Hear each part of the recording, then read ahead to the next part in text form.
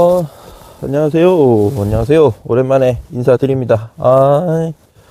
계속, 목감기가 심하고 감기도 걸리고 그래서, 한동안 뭐 아무것도 못 하다가, 이 영상 관련해서는 아무것도 못 하다가, 오늘 방금 전에 영화 한 편 보고 왔습니다. 왕과 사는 남자.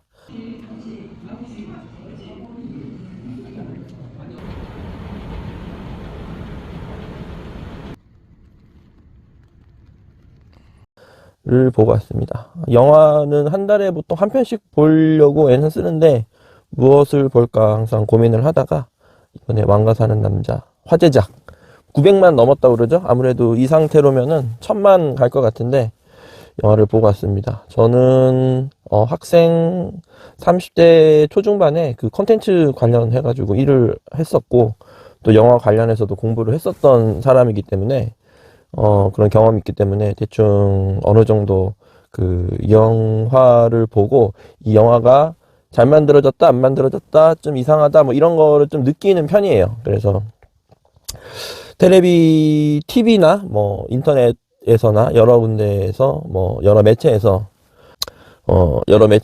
워낙에 그 아주 요즘에 잘 나가는 한국 영화라는 그 얘기를 하고 있기 때문에 그런 뉴스들이 많이 나와서 속는 셈 치고 한번 봤습니다. 감독은 장항준 감독님. 요즘에 많이 나오죠. 영화 홍보 때문에, 버라이어티 나오셔가지고 아주 좋은 인성과 그런 낙천적인 성격, 그리고 유머스러함을 동시에 가지고 계시는 아주 재미있는, 감독님이시죠. 실력도 있으신 것 같고, 실력도 당연히 있으시고, 뭐 제가 평가할 문제는 아니지만. 하여간, 영화 잘 봤고요. 이 이야기는 스포일러는 제가 내지 않을게요. 스포일러 없습니다. 그냥 마음 편하게 들으세요. 스포일러는 없고요. 어, 단종 단종 이야기죠. 단종 이야기. 수양대군이 단종으로부터 왕위를 찬탈하고 한명회가 그 수양대군이 왕위를 찬탈한 후에 어떤 뒷정리하는 그 남은 단종을 추종하는 세력들을 뒷정리를 하고 단종을 유배시키고 어떤 그러한 이야기입니다. 그런 이야기 중에서 영화 맨 마지막 말미에 그 어떤 그 장항준 감독님께서 이 영화 시나리오에 관련해서 어떤 상상력을 많이 이렇게, 원래 영화라는 게 어떤 작은 사실을 가지고 상상력을 통해서 그 전체적인 뼈대에 살을 붙이잖아요. 근데 어떤 그런 거에 대한 실제적인 어떤 그 역사에 남아있는 고증된 그런 기록들을 가지고 몇 가지 기록들을 가지고 역사적인 뼈대 위에 살을 붙이신 아주 재미있는 영화입니다. 일단 가장 인상에 남았던 거는 박지훈이라는 배우분, 그분 아마 워너원이라는 그 오디션 프로를 통해서 데뷔한 남자 아이돌 그룹 출신으로 제가 알고 있는데, 그 약한 영웅이라는 넷플릭스에서 볼 수 있었던 약한 영웅이라는 드라마의 주인공으로 나왔던, 키는 좀 작고 통통했는데 이제 단종 역을 하려고 먹는 걸 줄여서 다이어트를 하셨다고 하더라고요. 그 박지훈이란 배우의 연기도 인상이 깊었고, 그 다음에 유해진님, 엄흥도라는 그 단종이 유배를 간 유배지의 촌장, 그러니까 그 단종을 감시하는 역할이죠. 단종을 감시하면서 뭐 일거수 일투족을 그러니까 그 단종의 모든 것들을 그 관하에 보고해야 되는 그런 역할, 관리하면서 보고해야 되는 그런 어떤 시골의 아주 힘없는 촌장 역할을 했고, 그 다음에 배우 유지태님, 제가 아주 좋아하는 배우님인데, 그 유지태님께서 한명회의 역할을 하셨습니다. 그 한명회가 옛날에 제가 어렸을 때 봤던 드라마에서는 되게 키 작고 아주 머리를 술술을 쓰는 그런 이미지 캐릭터였는데, 역사상으로 봐도 한명회는 되게 키가 크고 잘생겼었다고 하더라고요. 기골이 장대하고. 그래서 그런 의미에서 유지태님을 캐스팅해서 실제적인 한명회를 표현하려고 하지 않았나. 그래서 한명회 역할에 유지태님이 나오고, 그 다음에 이 영화를 보러 가시면, 이거는 스포일러가 아니에요. 스포일러가 아니고, 그, 범죄도시에 나오는 장이수, 박지환님께서, 이 영화에 나오십니다.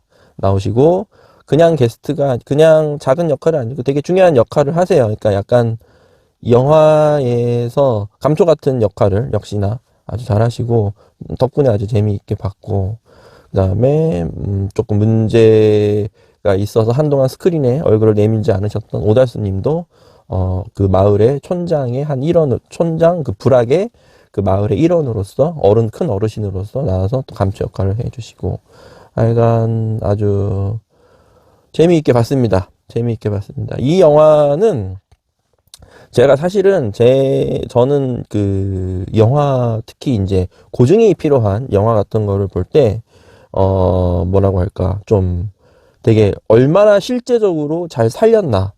고증을 통해서 말투라든지 그 시대의 복장이라든지, 그 다음에 그 감정선이 쌓여가는 그 어떤 레이어들이 겹겹이 쌓여가는 어떤 서사라든지 이런 게 충실하지 않으면 재미있게 보지를 않거든요. 그러니까, 이거는 만든 이야기야 하고, 이미 그, 뇌가 느껴버리기 때문에 그런 생각이 일단 들어가면 그게 빠져들지를 못해요. 근데, 이 왕가 사는 남자라는 영화는 뭐라고 해야 될까? 좀 그런 입장에서 보자면 확실한 고증과 어떤 철저하게 그 어떤 실제적인 부분, 사실적인 부분을 잘 살렸냐라고 얘기를 풀어보자면 꼭 그렇지는 않습니다. 꼭 그렇지는 않고 좀 뭐라 그럴까, 장항준 감독님이 약간 유머스러우신 분이잖아요. 약간 재미있고 좀 낙천적이고. 근데 그런 기질이라고 해야 되나? 그런 어떤 그분의 성격과 그분의 생각과 행동, 그런 것들이 다분히 그 시나리오도 같이 쓰신 걸로 알고 있는데, 그 시나리오와 대사와 여러 가지에 녹아들어 있어서, 조금 보는 입장에서는 실제로는 안 그랬을 텐데 라는 부분들을, 이거는 영화관에 가서 보시면 아실 거예요. 영화관에서 앉아서 보시면 아시겠지만, 뭐라고 해야 될까? 아주 그 100%잘 만들어진, 고증을 통해서 100%잘 만들어진 영화는 아니에요.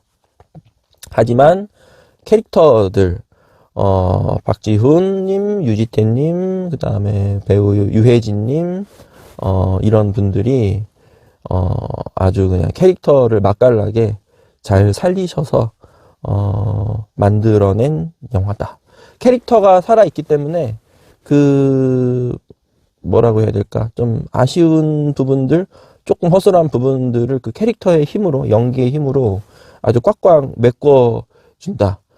하지만 뭐 우리가 여태까지 봐왔던 어떤 그분들의, 그 배우분들의 연기의 어떤 폭이라고 해야 되나, 연기의 질감이라고 해야 되나, 그런 것들이 얼핏얼핏 보여요. 얼핏얼핏 그분들이 지금까지 해왔던 그런 것들이 보이긴 하지만, 그래도 이 영화에서는 나름대로 잘 녹아들어서 그 배우분들이 열심히 연기하시고 만들어주신 그 영화를 충분히 즐길 수 있었다. 그래서 저는 이 영화를 추천합니다. 일단 극장적으로도 그 상영관이 아직은 많이 열려 있고, 제가 예전에 천만 영화 본 게 서울의 봄도 봤었고, 그 다음에 파묘도 봤는데, 제가 극장에 갈 때마다 느끼는 공통점이 있어요. 이 영화 잘 되겠구나, 이 1000만 넘겠구나, 그 정도 가겠구나 라고 느끼는 영화는, 극장에 들어가는 인원수가 시간대별로 틀리겠지만 그 인원들의 그 손님들의 구성을 보면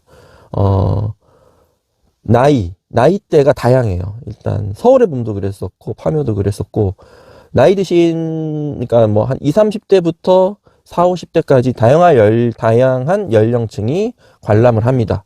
보통 그런 영화들은 제가 볼 때는 1000만 가깝게 가는 것 같아요. 그래서 제가 오늘 갔을 때도 약간 200석 규모였는데 한 6, 70명, 밤에 봤거든요. 지금 밤 시간이에요.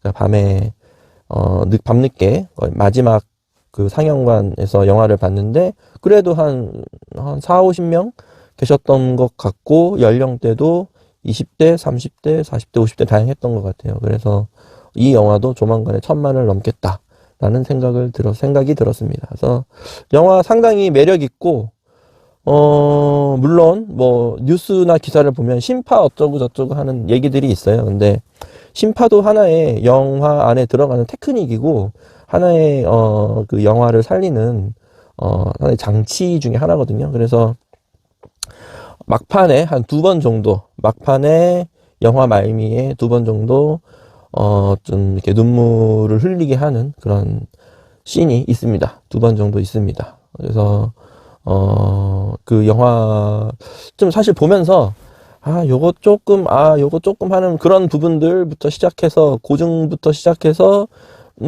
하고 약간 그런 허술한 부분들을 이렇게 느끼면서 중반까지 따라갔을 때는 조금, 그러니까 그런 어떤 영화적인 부분에서 그런 거를 영화 콘텐츠, 그러니까 영상이나 미디어 콘텐츠 관련해서 일을 했었던 저로서는, 뭐라고 해야 될까?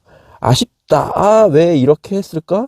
왜 이런 식으로 영화를 풀었지? 라는 그런 약간 허술한 부분이 보이기는 했지만, 마지막에 그, 박지훈 배우와 그 유지태 배우, 그리고 유해진 배우님 그 세 분이 쏟아내는 에너지, 그 연기의 에너지가 상당히 강했다, 스트롱했다라고 말씀드리고 싶네요. 재밌게 잘 봤습니다.